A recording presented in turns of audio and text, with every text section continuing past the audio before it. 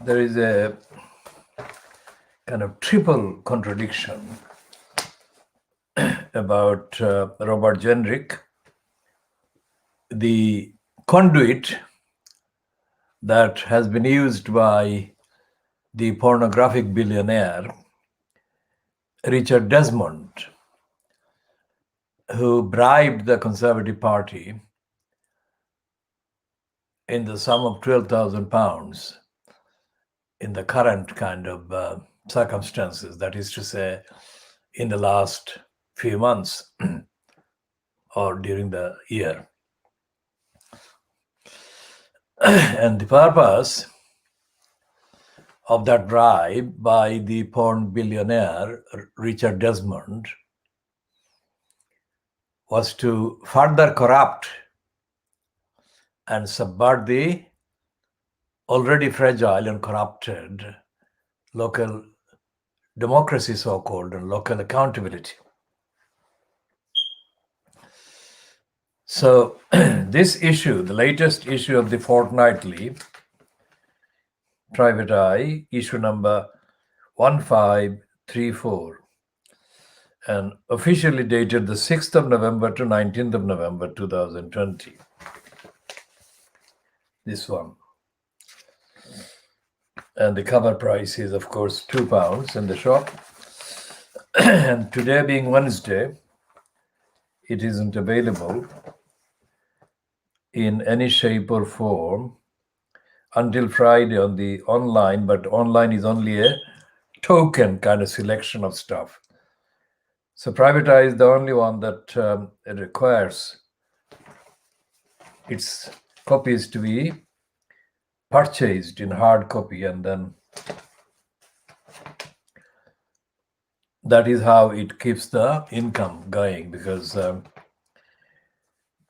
it has got a large circulation subscriber base, and it posts the items by post in normal circumstances beyond the restrictions caused by the COVID-19. Now here on the first political page, or so-called news page of this issue, which starts at page 7 after the advertisements on the pages 2, 3, 4, 5, and 6. So page 7 is effectively the first page. And it says, I told you so. I meaning the Private Eye. Told you so, meaning that when the government announced COVID-19 contact tracing using SARCO and Cytel's private call centers back in May, I-1521 noted that this low-wage customer services approach is in contrast to best practice around the world, which usually relies on local government staff. Now the phrase is local government, that is local councils. And it says that the Private Eye consistently argued that local public authorities, which it means to refer to the local councils, essentially, would do the job better. See MD column, Private Eye 1528. And the message has finally sunk in. A consensus is now building beyond the eye, even among ministers, that councils and local health authorities do a better job contact tracing than the SARCO scheme. Last month, that is in October, Community Secretary, that is the Housing Secretary, Robert Jenrick, told the BBC's Andrew Marr, that is a television program originally aired on BBC One, there was real evidence that mobilizing local council workers makes for better contact tracing, because people who know their own community, particularly hard to reach communities, are bound to be better than Whitehall or national contact tracers, unquote, he added. I don't think we would be surprised by that. We would be surprised. We should be surprised, says Private Eye, however, that Genric's government has done the opposite since May, ignoring the warnings of the Eye and others, and building the national privatized scheme relying on disconnected, unskilled staff. Now, this is the point where we are starting the diagnosis of the Fleet Street. And remember, we're continuing the diagnosis of Fleet Street that we started, pegged to, and kind of prompted by the Sun's claim, the Sun that is the scum owned by dirty digger Rupert Murdoch, that it had published last week, a week ago, an exclusive news item about Afsana Begum, one of the two current members of parliament in the House of Commons from the two constituencies in Tower Hamlets. And Afsana Begum got in for the constituency of Limehouse and Poplar and Limehouse. Now remember, Limehouse and Poplar, the constituency, has in it also the council ward called Lansbury. And the council ward Lansbury is named after the Poplar councillor in 1921 who was called Lansbury. And he was one of the Poplar councillors who successfully campaigned against the government, penalizing the low-waged and low-income constituents in Poplar. That was the Poplar Council at the time, Poplar Borough Council, which is now submerged into the London Borough of Tower Hamlets Council, which merging took place in April, came into effect in April 1965. So these are all factual points. Now, the claim that Genric makes about council workers knowing the local communities and being connected with the local communities, which is echoed by the Private Eye, which performs the role of private lie in that instance. This is a false, completely false assertion. And the reason it is false is because while it is true that in comparison with the kind of central government departments and private contractors like Sarco, etc., the local councils and their employees are, because of the very logistical length of time and organization, physically able to contact many more of the local people, electors, members of the community. That is true. But the lie is, or the lying part of that is, that the councils are not, the local councils are not using that kind of contact or proximity and familiarity and knowledge about the local electors and the local communities to deliver the best practice to the highest standard to meet the most urgent needs of the local people. So while they are, in comparison with the private contractors, big contractors, less remote, I use that kind of formation, less remote than the private contractors and big companies, when it comes to recognizing the people's rights and delivering the service at the point of need to the local people, the councils are more extensively, more damaging and destructive and they abuse their proximity and their connection.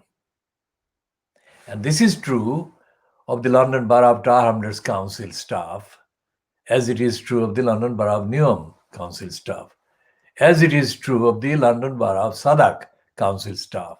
And we shall, in context and for ease of understanding, refer to that 2014 ruling by a Deputy High Court judge. Ruling was dated the 14th of October 2014. And the case is known as AA, that is double A, versus Sadak Borough Council. And the judge, Deputy High Court Judge, Anthony Thornton, quote, QC, found that at least a group of 4 employees in Sadak Council's housing department were engaged in a long-term conspiracy over several years to secure the eviction of Mr. AA, who remains anonymous at his request. And he is a person of Somalian or Sudanese background. That detail can be checked, but he is of either Sudanese or Somalian background. And he's a man who had his life's work stored in USB and other devices and drives. And these Sadak Council employees conspired not only to evict him from his home, but also to steal his life's work contained in the devices and computers and other kind of instruments, and to destroy them. We shall read the relevant parts from the ruling dated the 14th of October 2014, ruling made by the Deputy High Court Judge Anthony Thornton in due course. But we connect that fact, the fact that for a number of years, fully employed councils in Sadak Borough Council, employed in the housing department in the main. Whatever section of the housing department doesn't matter. They were employed in the housing department, and they were supposed to be protecting the housing rights of the person, to be helping the housing needs kind of being solved by the council's intervention. Instead, they behaved like a group of thugs, criminals, working with impunity, as they were employed by the council. So there was no room for general assumption that they would be doing what they did. They behaved as a group of criminals. So anyone watching this and this series or these broadcasts and coming across the phrase criminals in the council or criminal council or criminal housing association or criminals employed as housing benefit manager like Steve Hill in Tower Hamlets, or criminal in the housing allocation section called Colin Cormack. Anyone who comes across this kind of phrases in this program must understand that these phrases are constructed totally, entirely, and utterly on evidence like that evidence that I have referred to in collective terms from the ruling dated the 14th of October 2014 from the Deputy High Court Judge Anthony Thornton QC. How do I remember all of these things? It shows that I have been reading very carefully what I'm talking about, and I've been studying the evidence. And on the day that the ruling came out, I actually was sitting in a kind of cafe in Sadak, not far from the Tower Bridge side. And I was there as part of the actions that I had been engaged in taking against Tower Hamlets Council for its corruption and criminality. And sitting in that cafe, I sent an email containing the contents of that ruling to at least one member of the Tower Hamlets Council's legal section.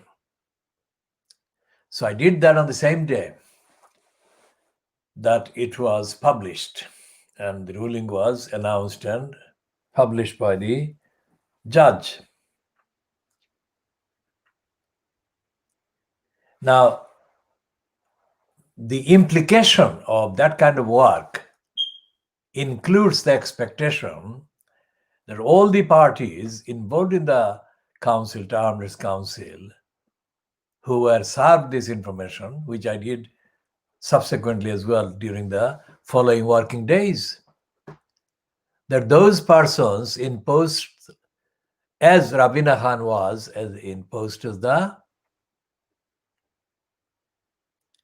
so-called cabinet member in the name of housing, in the so-called cabinet of Lutfur Rahman. That was, remember, that was October 2014, which is few months,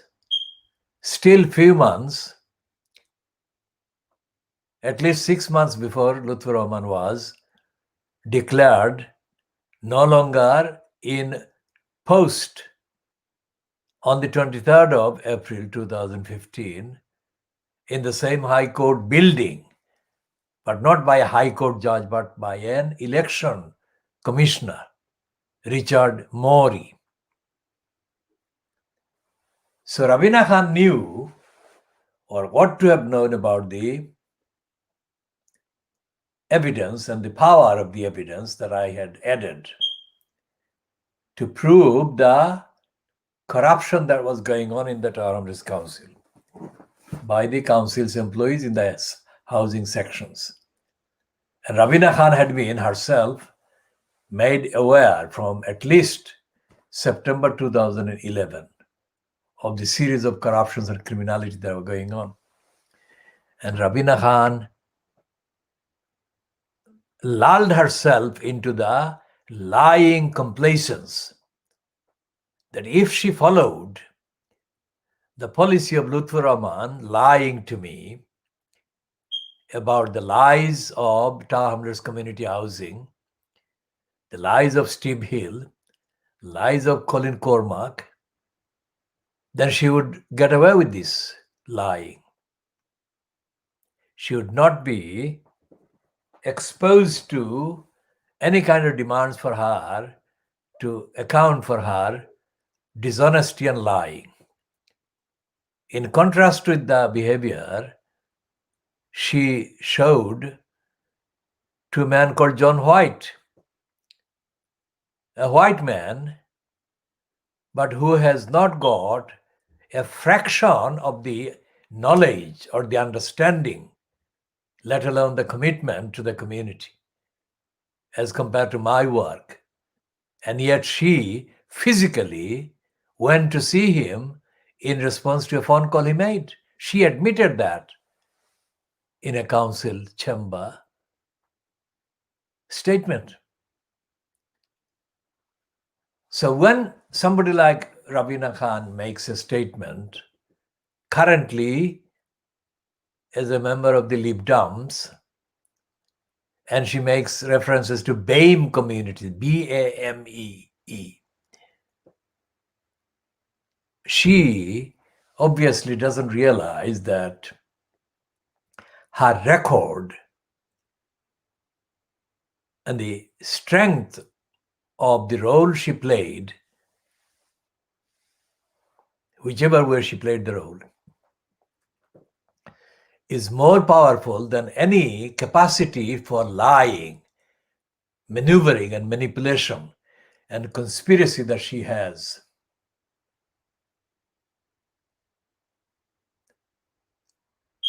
So she was the so-called cabinet member for the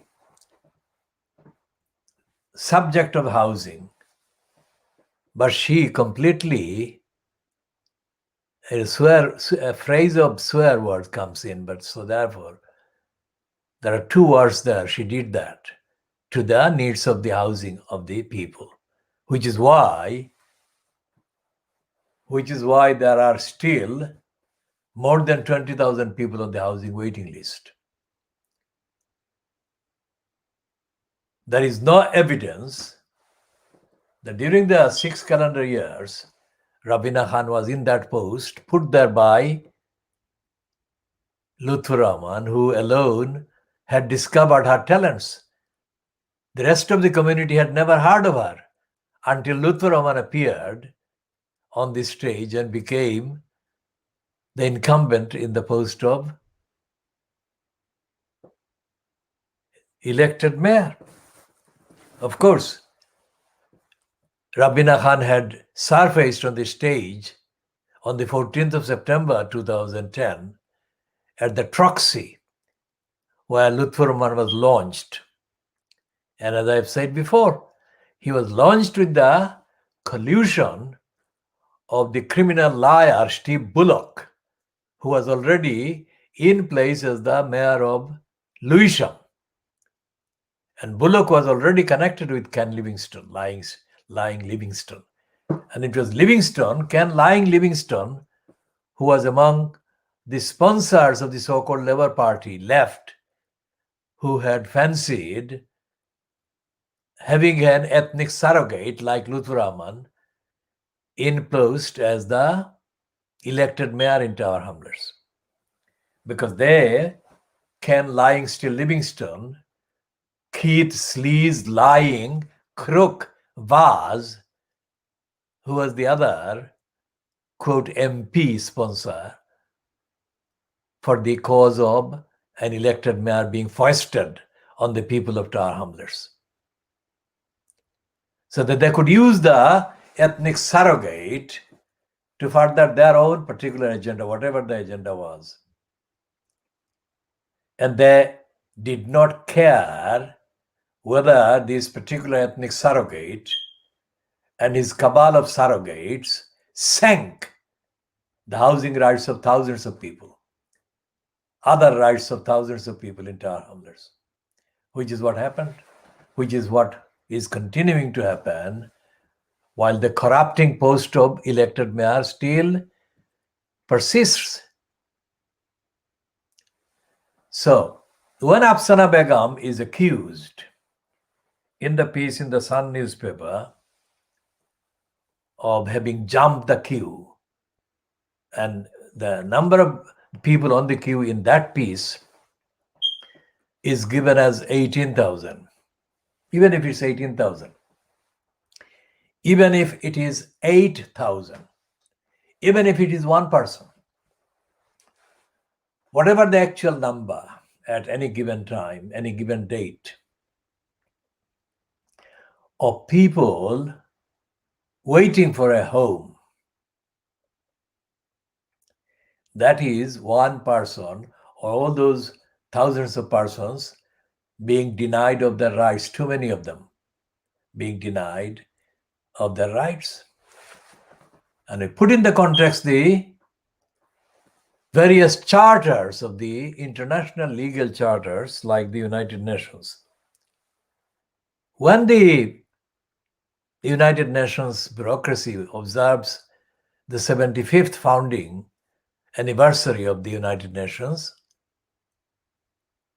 it is absolutely clear that it doesn't. The cabal behind the celebration, it doesn't recognize any of the rights that are contained in the charters of the United Nations, conventions of the United Nations, which is why, despite the fact that this current Secretary General, Anthony Guterres, has been making almost as many tweets, every kind of week as Trump's makes every day or every hour. But whatever the actual number of tweets that Anthony Garters appears in and features in, these tweets and accompanying propaganda assertions about the achievements of the United Nations, these are false, untrue, untruthful. And to add to the sufferings of the people of the Rohingya Muslims from Burma,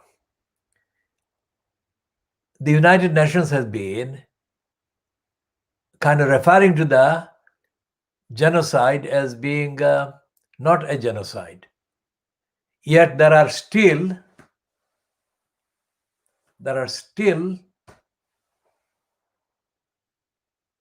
unfinished international court proceedings against the Burmese for the genocide of the Rohingya Muslims.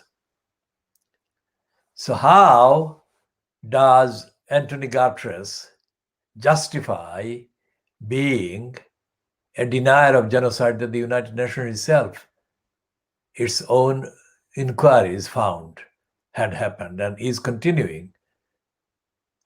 Because the million plus Rohingya Muslims who are known to have been forced out of their country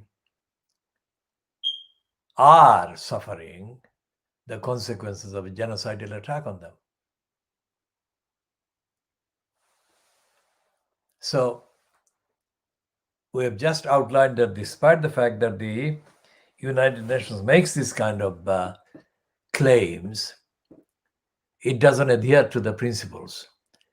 Similarly, the United Kingdom, being a leading member of the United Nations, because it is a Security Council member, as well as a member country whose members initially in 1940s contributed to the drafting of the documents and instruments of the United Nations. So the UK doesn't have anywhere its parliament, its so-called judiciary, its academic kind of institutions, and its government, and the rest of the institutions that together constitute the United Kingdom for the purposes of references to the charters and the declarations and the membership of the United Nations. There is no evidence that any of these institutions, agencies, or bureaucracies in the UK have ever been given the information, let alone the requirement that they have to expressly subscribe to all these requirements contained in the charters, agreements, conventions, announcements, declarations connected with the UK's signed up membership of the United Nations and its agencies. And this is absolutely true of the Fleet Street media, the Fleet Street front pages, the Fleet Street inside pages. They haven't got, despite the fact that Anthony Guterres has been kind of posting almost every day about the 75th anniversary of the founding of the United Nations in 1945, the Fleet Street mainstream so-called newspapers have not bothered. Nor has the UK government, nor has the UK opposition in Parliament, nor has the BBC. So therefore, what we are looking at in terms of accountability by the people who are supposed to be in paid posts to deliver accountability to the people who need the services delivered on time, in time, and accountably, that is to say, without the ones in need losing out in terms of time and in terms of the many rights that they are exposed to be losing by delay, denial, obstruction. So where do the people go for seeking remedies against the council? As we've said before, in the UK, there is no remedies against public bodies. What there is a web of lying, deceiving kind of diversions. They're called the regulators, and they're all deregulators. They're not regulators, and they're not on the side of the person or persons seeking remedies. And what happens, what exists within the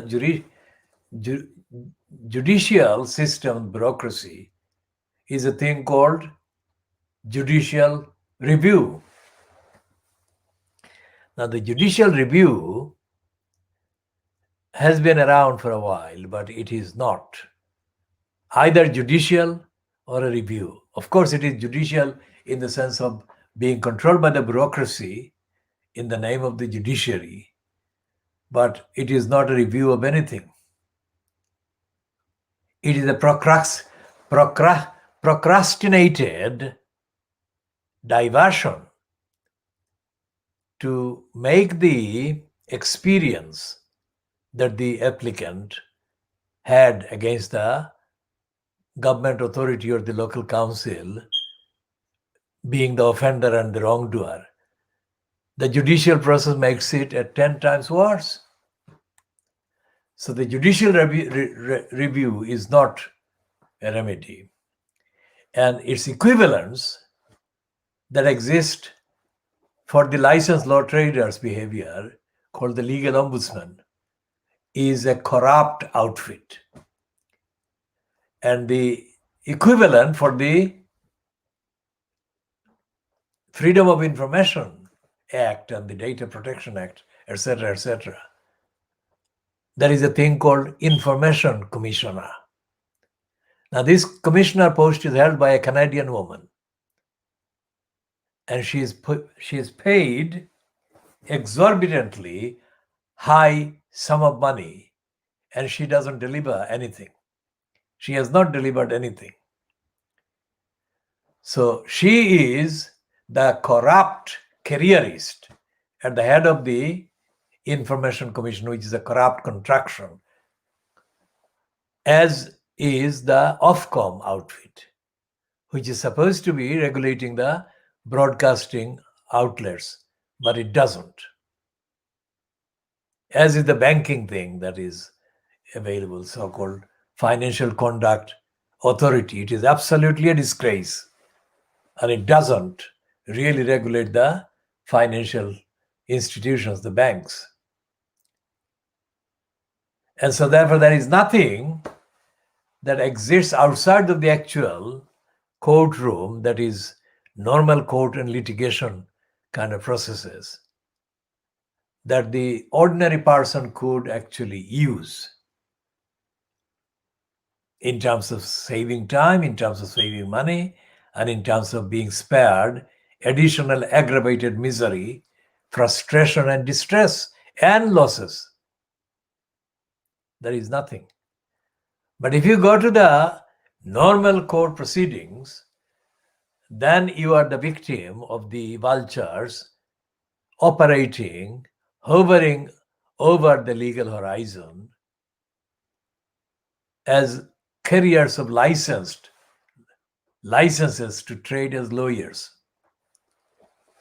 And they will fleece you, and they will destroy your peace of mind, and they will deny you and deprive you and all the other things. The only people, as David Neuberger boasted in January 2017 or thereabouts, And as reported by Martin Bentham in the evenings, no standard. The only people who do benefit already from the behavior of the English judiciary or judicial bureaucracy are the very wealthy and the very white. Now, going back to Tower Hamlets and talking about this charging of Afsana Begum, who is one of the two MPs in post at the present time, one of the constituencies she represents is one of the two constituencies in Tower Hamlets. Of course, we are not discussing the details of the charge against her, but we are talking about the people as she worked with in her capacity as an employee of Tower Hamlets Council. And we are referring again to a number of emails she sent to me on behalf of Ohid Ahmed and on behalf of Lutfur Rahman. And although, as I have correctly and ethically kind of allowed for the likelihood that she did not kind of script the contents of those email communications, she did, however, send them. If she read them, she should not have sent them to me, because she sent those communications that contain nothing but lies. And the damages that the behavior of Lutfur Rahman and his cabal caused affected a very dangerously exposed and helpless woman stranded in Bangladesh. And a group of children in London whose lives have been completely, severely destroyed by the traumatizing experience they had been put through. These are two examples, but there are others and other implications of the lies that Lutfur Rahman perpetrated and Ohid Ahmed colluded with. Ohid Ahmed himself sent an email saying that I should keep him out of it. Ohid Ahmed was very much a part of it, as a part of the cabal of Lutfur Rahman's. So Ohid Ahmed could not reasonably and factually and morally and legally make any such stupid assertions. And if Lutfur Rahman has discredited the Bangladeshi community, Ohid Ahmed has discredited the Bangladeshi community as well. And all those excusers of Lutfur Rahman's corrupt behavior are included in the whole corruption that has disgraced the Bangladeshi community in Tower Hamlets and in the UK and beyond. Not only that, all of them abused their position and insulted the intelligence of the other people in the rest of the community, who are not necessarily Bangladeshis, but who are as much entitled to due diligence and due respect and recognition and service and honest service by the people holding the posts, as Lutfur Rahman did and his cabal did.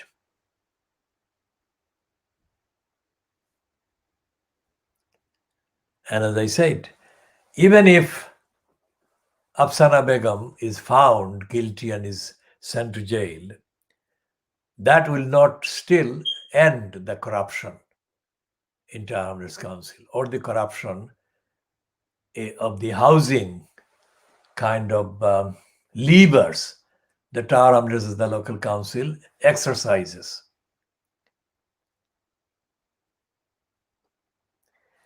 The lies by Jackie O'Donoghue. O'Donoghue was employed in the council at the time in 2013. O'Donoghue is an African name, I think, but Jackie is not an African name. And this woman didn't come across as being wholly African or wholly European. So she appeared to be of a mixed kind of descent, mixed race descent.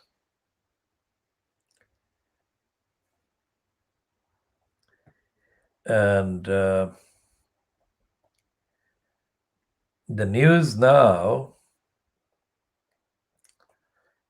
which is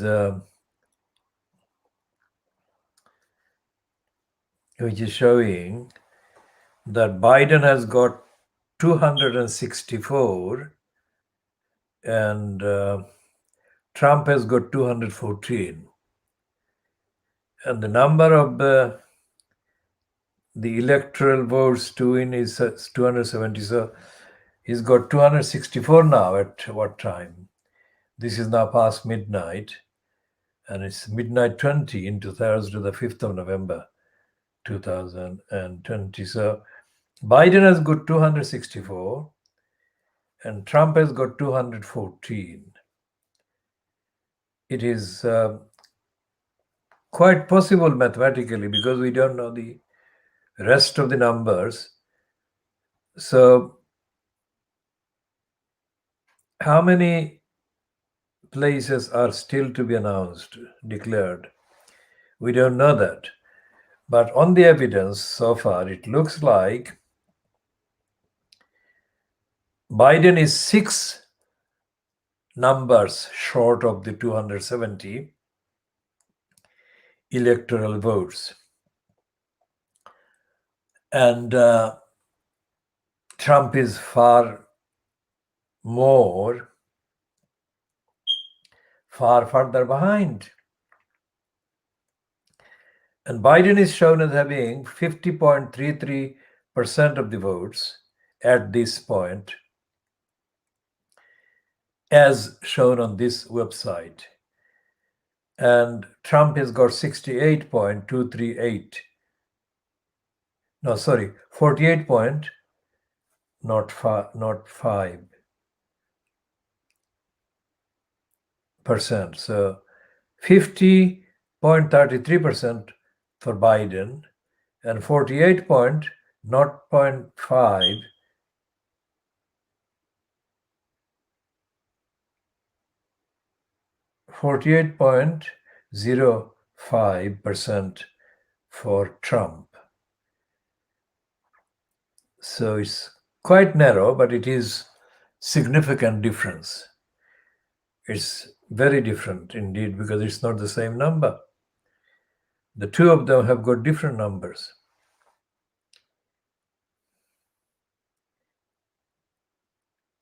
And there is a report on an update 5 minutes ago with the headline, Biden closing in on Pennsylvania. Pennsylvania.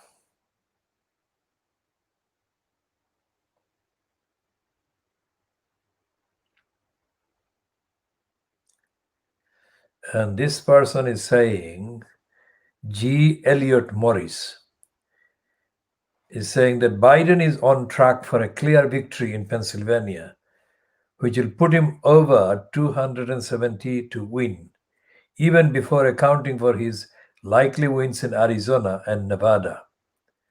Once all the ballots are counted, Biden will be the winner. There is no path left for Trump.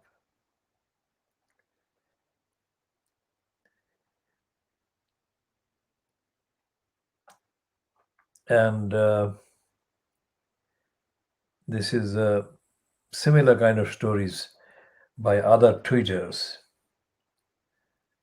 Twitter posters.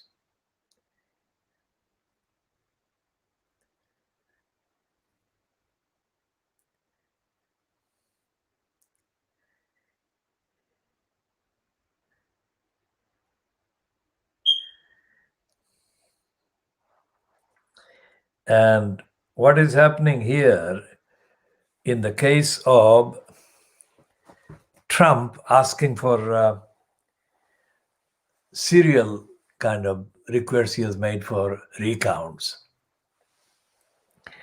and a serial number of statements he has made alleging the postal votes and other votes have been rigged. Now he is still incumbent president. He has not been replaced yet. So if he says that all these things are happening, then who is to blame? He is the one who has sabotaged the electoral process, however fragile the version before he began to interfere with it was. So when George Galloway and Ken Livingstone appeared at that venue at the Water Lily Centre in the Mile End Road, London E1, not far from Whitechapel, and made serious allegations against the commissioners that Eric Pickles, then Secretary of State in the same ministry as Robert Jenrick is now occupying and fronting.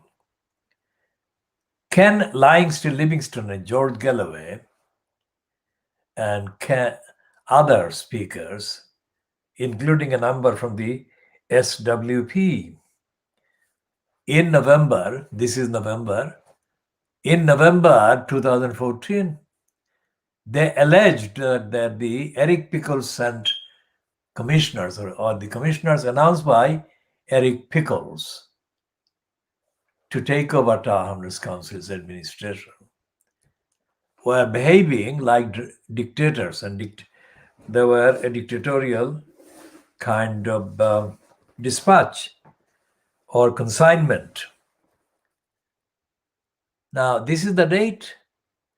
Today, well, has been just now a few kind of minutes ago, less than half an hour ago, it was 4th of November. And it was on the 4th of November, 2014, that Eric the Pickles delivered a speech on the floor of the House of Commons. Let's see if it is available.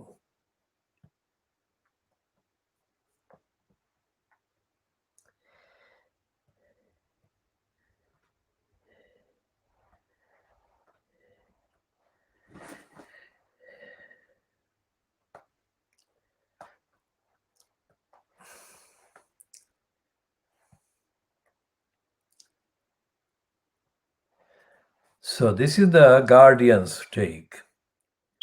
So it was about more than 6 years ago. And the Guardian online is saying, it's a piece by Patrick Winter. We have mentioned him before.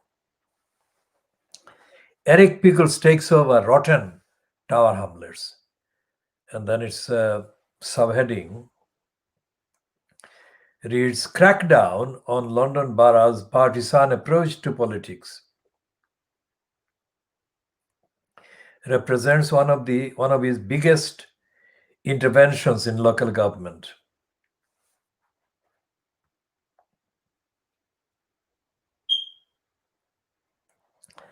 And this is the bit that we need to read. One says that Pickles is to dispatch 3 commissioners to oversee grant giving, appointments, property deals, and the administration of future elections in the borough. Now, these are the 4 things. The inquiry conducted by accountants Price Waterhouse Coopers found contracts were awarded without the appropriate paperwork, while Luthuraman, the independent elected mayor, personally selected preferred companies. Pickles told the Commons that Rahman had dispensed public money like a medieval monarch and oversaw an administration that was at best dysfunctional, at worst riddled with cronyism and corruption. So that's November, that is December, January, February, March.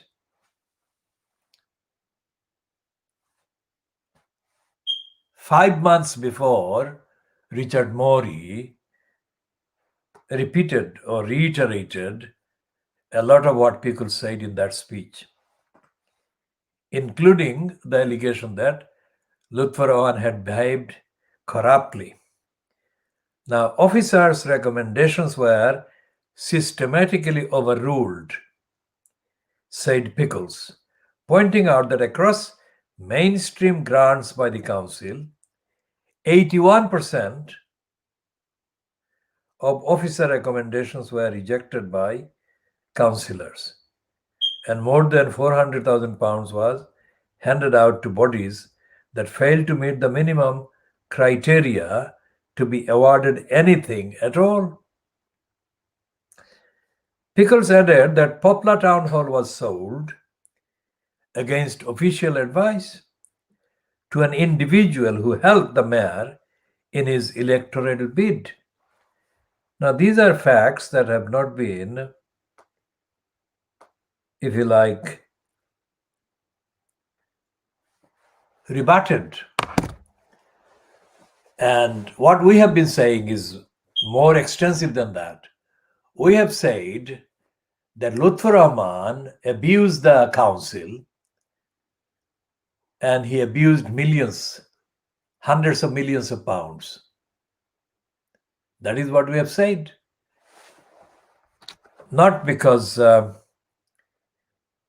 Lutfur Rahman made that information available, but because that is what all the 6 calendar years of behavior, which are still not accounted for by the council, point to. Because on an annual budget in well in excess of £1 billion, 6 calendar years covers more than £6 billion. Now, I'm saying that that sum of money must be accounted for in full. And no crime can be put aside as being too far in the distance, past. Every crime is a current crime. And especially when it comes to the abuse of hundreds of millions of pounds or £1 of council money, it is a current crime. The Poplar councillors went to jail because they had pleaded, quite unlike Lutfur Rahman, the opposite case. They had pleaded for the poor people in Poplar. And for that pleading for the poverty-stricken people, they were penalized by being put behind bars. They were imprisoned. Very rare case of English councillors, local councillors being jailed for doing democracy.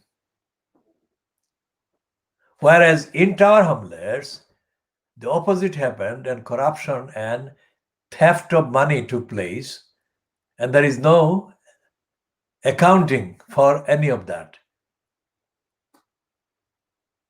This is now dating back to 10 years, starting 10 years ago. So it continued for several years, including up to the first 4 months of 2015.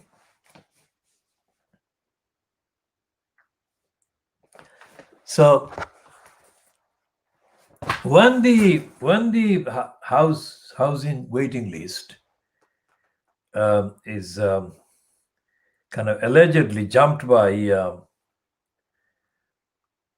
Afsana Begum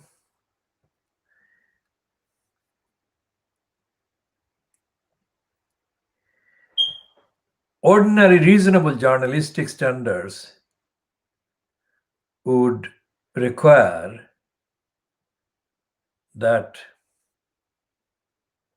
those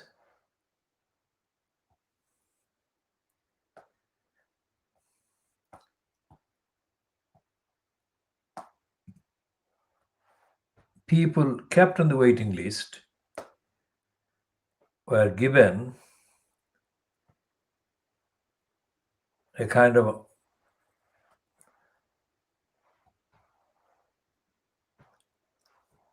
answers as to why they were on the waiting list, but they have not been.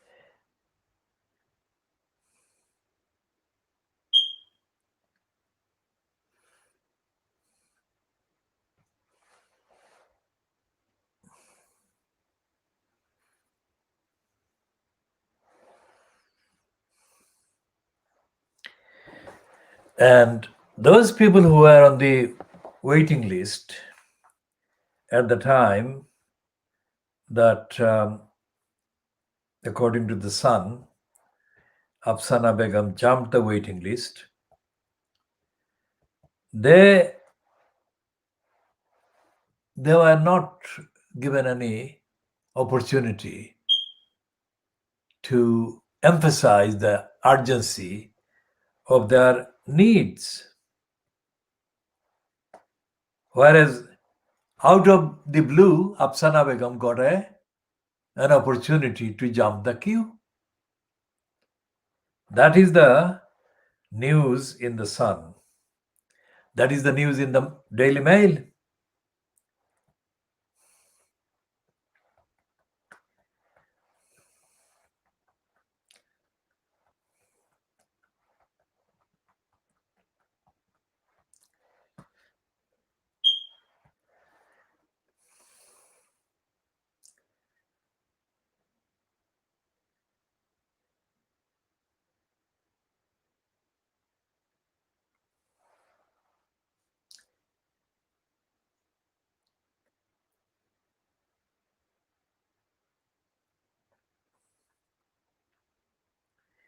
And there is no consistent, clear or reliable statistics or data that Town Hamlets Council publishes about its housing role and the housing allocation, housing priorities. So anyone who was bringing to the attention of the council's mayor and the person in the mayor's cabinet kept at the expense of the housing, called Rabina Khan, that serious personal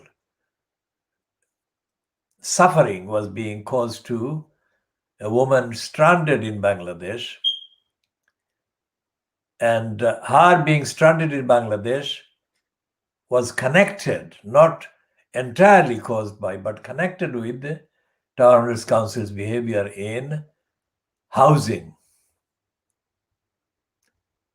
And when the same thing was said to the council about the group of children being abused and caused severe traumatizing experience,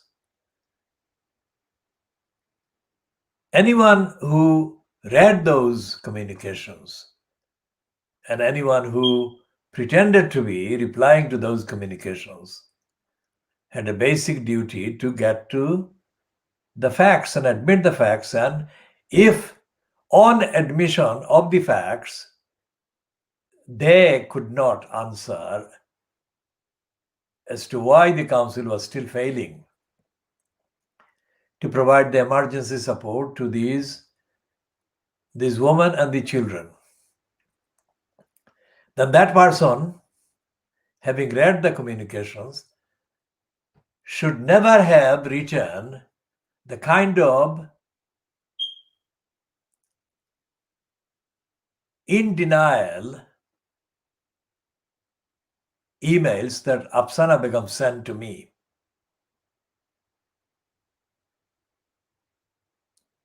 About those issues, and the issues obviously are just indications. They are not comprehensively listed, because the comprehensive list of the issues caused by Lutfur Rahman's lying and his being given the complicity by the cabal of his so-called cabinet is very long indeed.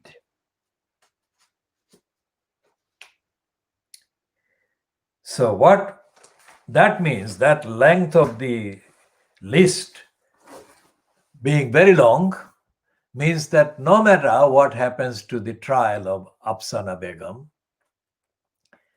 whether she is convicted or not, whether she is jailed or not, will not be at the same time, by that conviction and that imprisonment,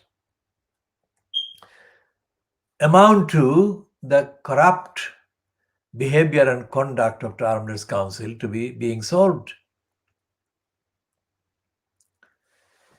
Every aspect of the Tower Hamlets Council's housing behavior is riddled with corruption, riddled with lack of legal obligations and duties, lack of awareness of the basic duties and responsibilities of a local council. And it doesn't matter who the particularly identified kind of crook has been. So far, there are 3 who have been convicted and jailed. But as I have said, the Tower Hamlets Council's depth of corruption is very, very deep indeed, intractable. And it was very telling that the Tower Hamlets Council's corruption, although admitted in the ruling by Richard Morey on the 23rd of April 2015, that corruption has not been followed up by any investigation by the police, which is not surprising,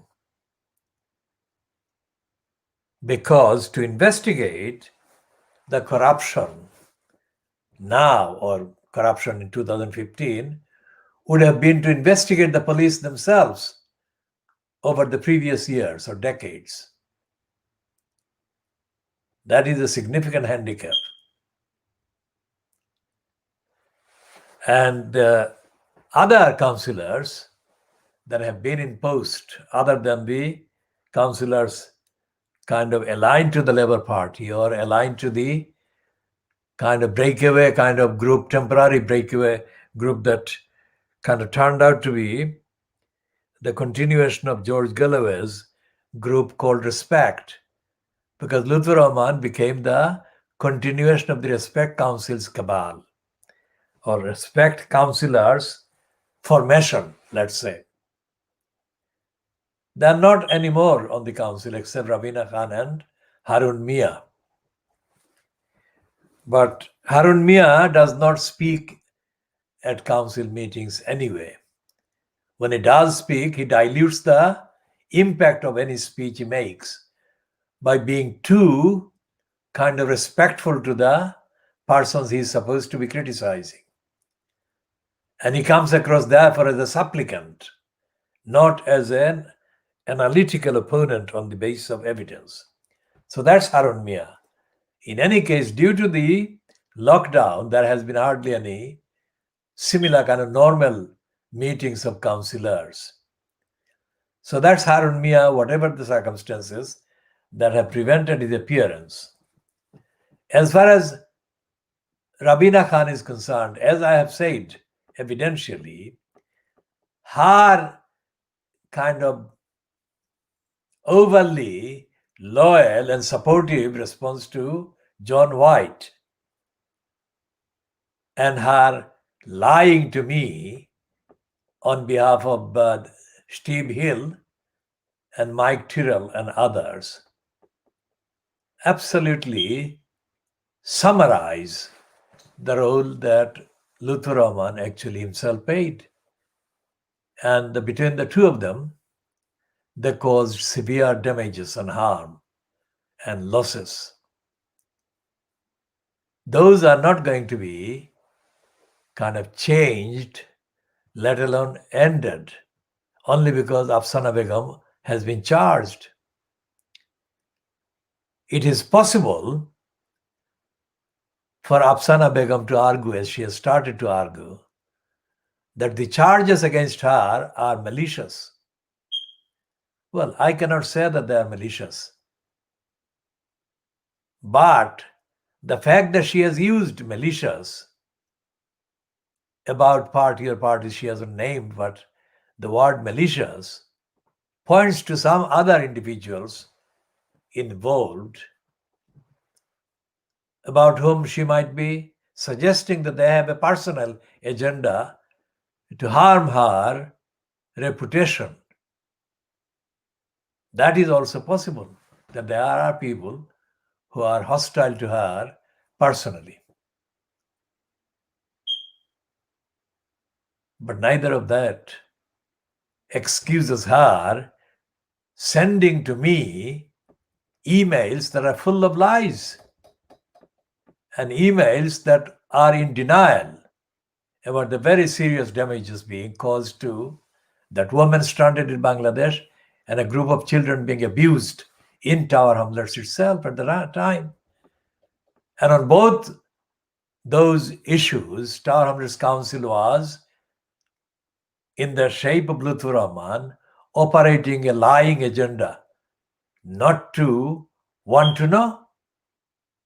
Hundreds of times, Lutfur Rahman was contacted about the serious damage and the implications.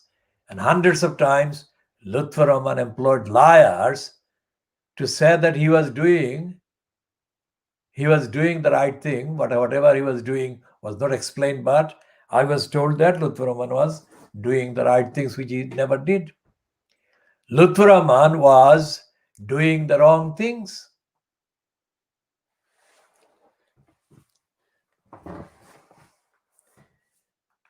And if he paid money to groups to get electoral advantage, then it is not something I'm making up. It is there that the investigation by these accountants found. Not that I would need to make up anything, because I never make up anything. But this one is very relevant, because what happened with Steve Hill, serially blocking the housing benefit and creating the pretext of a rent arrear so that Mike Tyrrell could actually continue his agenda, racist agenda, to have me evicted from my place, my flat. Now, for 50 years, 5 decades and more, I have been defending the community in the East End of London. And I do not defend the community in exchange for money or benefit, which I don't. So if they can do the kind of denials and obstruction and wrongs against my legal rights, then it is only left to the imagination as to how much damage they would do to anyone who was doing anything wrong. I don't do things wrong. That is the whole strength of my campaign. I do things morally, ethically, and I don't do this for any ulterior motive except for the principle. But if somebody is doing things for ulterior motives or for personal benefit, then imagine the damage there can be caused by anyone, including Lutfur Rahman being in post, while in post. And that is what is in need of being completely, fully, and thoroughly accounted for, and the council being totally cleaned. And you cannot do that by having sets of liars as councillors and as council employees in post, in place. There is no evidence that anyone in the community, in the Labour Party, in Tower Hamlets, is talking about any of these. Now, what does it mean? What does this mean? As I have said, Andrew Wood, the sole Conservative councillor on Tower Hamlets Council, if we leave out the parasite called Peter Golds, political parasite. Peter Golds has surfaced here in Tower Hamlets out of nowhere. He was in North London, but Peter Golds is as alien to the people of Tower Hamlets now, after 10, 12, 15 years, as he was before he surfaced here. So Tower Hamlets Council needs to be scrapped as a council and replaced as a democratic, answerable, authentic council. And the democratic structure for the democratic constitution of Tower Hamlets Council needs to be thoroughly brand new. Of course, there is no room for elected mayor or the elected mayor linked corruption and criminality. Of course, there isn't. That must be done away with. But even if we get rid of the undemocratic, anti-democratic, corrupt mayor system and corrupt mayor post, does not mean that we shall be having a democratic, accountable, fair and just Tower Hamlets Council. When Peter Robert Jenrick praises the local councils, of course, Jenrick was doing that in a collective way. He was not praising Tower Hamlets Council, most certainly, because it was the Tower Hamlets Council's kind of own bribery arrangement that would have cost the porn billionaire Richard Desmond 40 million pounds, which Desmond wanted to avoid paying. And so Jenrick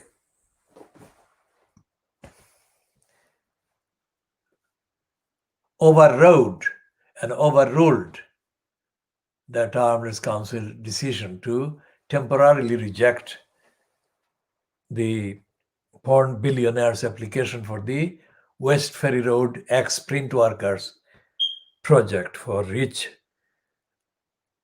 flats for rich people.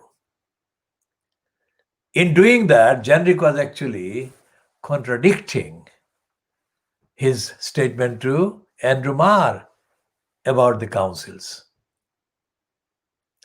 And Private Lie is behaving as a liar because it didn't refer to Jenrick's whole episode in relation to Tower Hamlets Council and in favor of the porn billionaire. And we shall be, of course, continuing to talk about Tower Hamlets Council's corruption. Remember, we are talking about the corruption of Tower Hamlets Council based on the exclusive report as claimed by the Rupert Murdoch scum that Afsana Begum had been charged with 3 counts of housing fraud. So we shall be looking at the Fleet Street, why Fleet Street doesn't cover detailed actual reports from the ground about communities, about persons, and about the needs and about the actual condition that people are forced into by the multiple and the multiplicity of failures and negligence and lying and obstruction by the local councils.